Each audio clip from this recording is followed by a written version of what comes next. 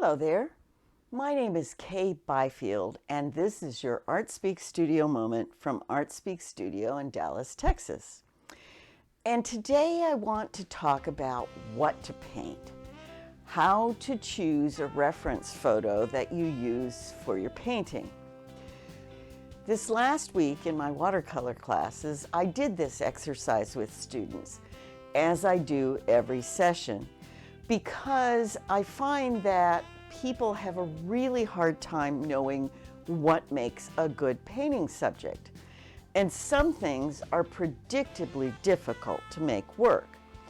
So I have the students bring in a lot of their own photographs, and we talk about what's it about and how to structure the composition so that it will support what you're trying to say in your painting.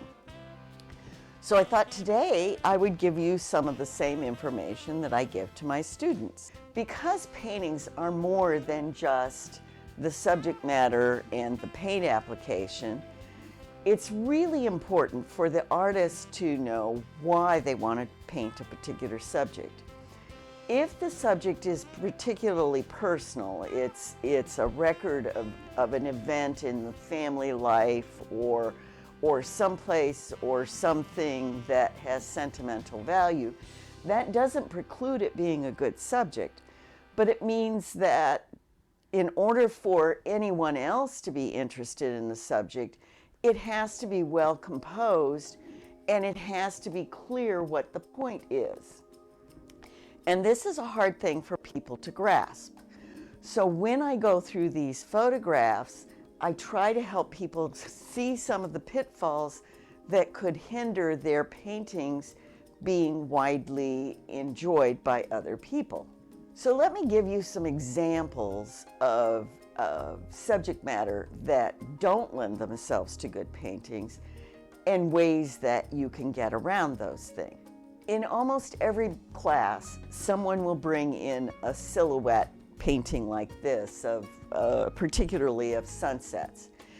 And the reason people want to paint these is because of the beautiful colors in the sunset and the stark contrast with the foreground.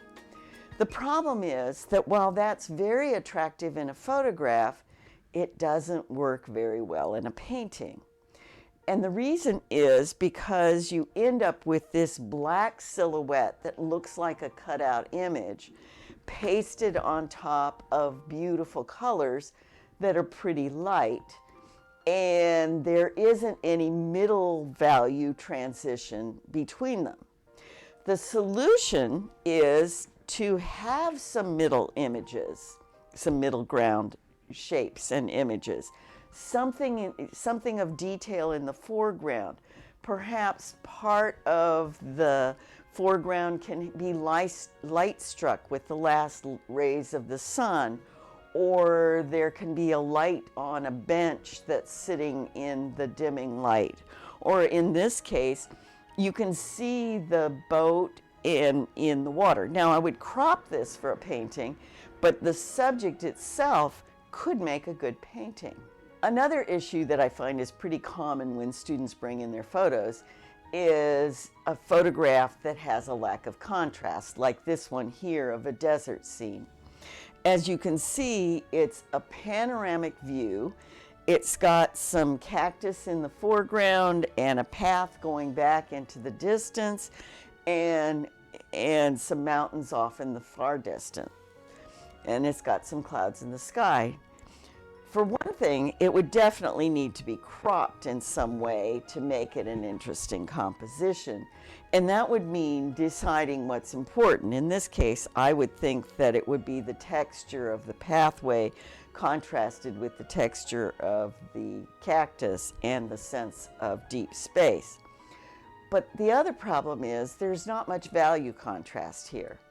So to paint this, the artist would need to be able to accentuate the contrast, both in value and color, to make an interesting painting. Another example of a lack of contrast would be when you have so much of something that nothing is special, as we see in these California poppies. Now, I particularly like poppies. I like the shape of the flowers when they're blowing in the wind, and the shapes that the shadows make in the poppy petals.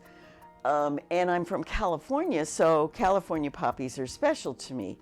But this doesn't lend itself often to a good painting, unless the artist knows how to make some part of it more special than the rest. An easier approach would be to isolate one or two of the flowers and let that be the focus of the painting, so that then you can really look at the colors and the shapes of the petals and the shapes of the shadows within the flower itself, so that you get a lot more interest in your painting.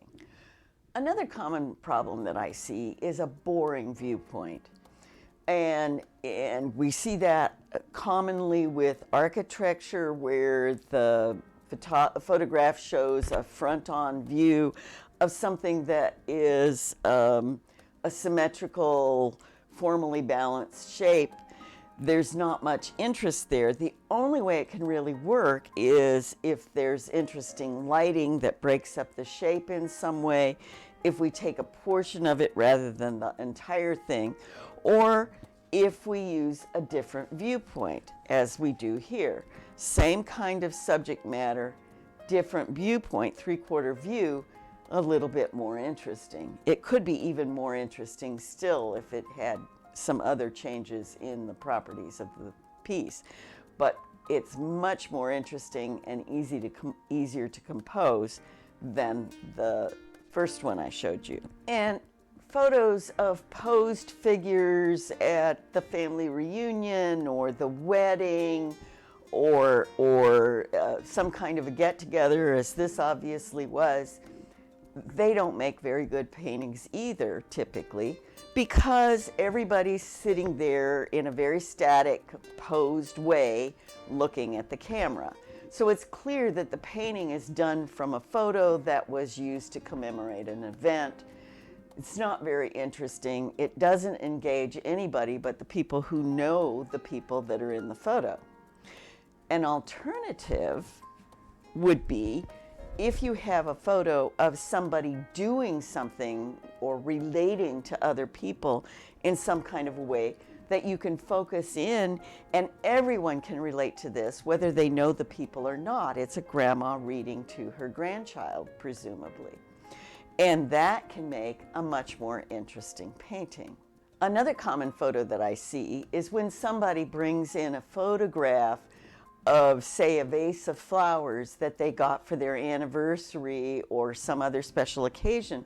And the flowers are beautiful, the floral arrangement is lovely, but it doesn't lend itself to a good painting, because if you paint what we have in the photograph, it's very formally balanced, it's not very interesting. You go, oh, it's a vase of flowers, and you've pretty much got the whole point. Again, the way to get around that would be interesting lighting, perhaps, only painting part of the subject, and so forth. This is another photograph that a student brought in, and I told her that it wouldn't make a very good painting, mostly because all of the shapes are boring. We have all these rectangles, we have a plant that doesn't have anything interesting about it. Even the silhouette of it, the outside of it, is kind of a boring hump shape. But then I looked again and I noticed that the shadows in the photograph are really interesting off to the left side. And if we just take those out with this plant right here, and we make the painting being about the shadows, we'd need to add a little bit to the left-hand side, make it a little bit wider, and take out that leaf. But we could have an interesting painting. A lot of times people bring in photographs like this one that just have so much potential. There's so much information here. And if you tried to paint the whole thing, it's like trying to eat the whole meal in one gulp. Rather than doing that, I suggested to the student that she had at least 3 or 4 different paintings here. And so I've put some boxes around some potential subjects that she might paint. She could paint this blue box over here, and that could be a painting. She could paint this green box that goes over here, and that could be an interesting painting. Or she could paint the harbor scene, which would be about the jetties coming out and the houses and the boats in the harbor and the reflections. So she has several possible paintings in this one photograph, but trying to paint the whole thing would be too much. And tourist attractions and popular culture images like this Pegasus from Mobil Oil Corporation that is an iconic image in Dallas are very difficult to make into a good painting. The only way that it can work really is to find a way to adopt an unusual viewpoint, or to have some lighting that's interesting. For instance, if it's a sculpture or a building or something else that everyone identifies, or to take just a part of it and allow the viewer to make up the parts that are missing. So in this case, if I were going to paint it, I would let the painting be about the scaffolding rather than about the image of the flying horse. And I would crop it in such a way that you knew what the subject was, but it would be about the scaffolding and not about the horse itself. The truth is that almost anything can be a good painting in the right hands. But unfortunately, most of us are not accomplished enough to take a hackneyed subject or a very predictable composition and make something really special out of it.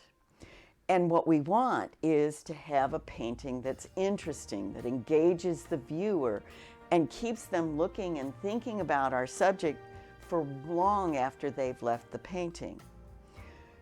To do that, it works better if you have a good subject and you have a good composition that make it more interesting and support what you're trying to say. So I'm hoping that this information will be helpful to you and that you will do many good paintings. Until next time, happy painting.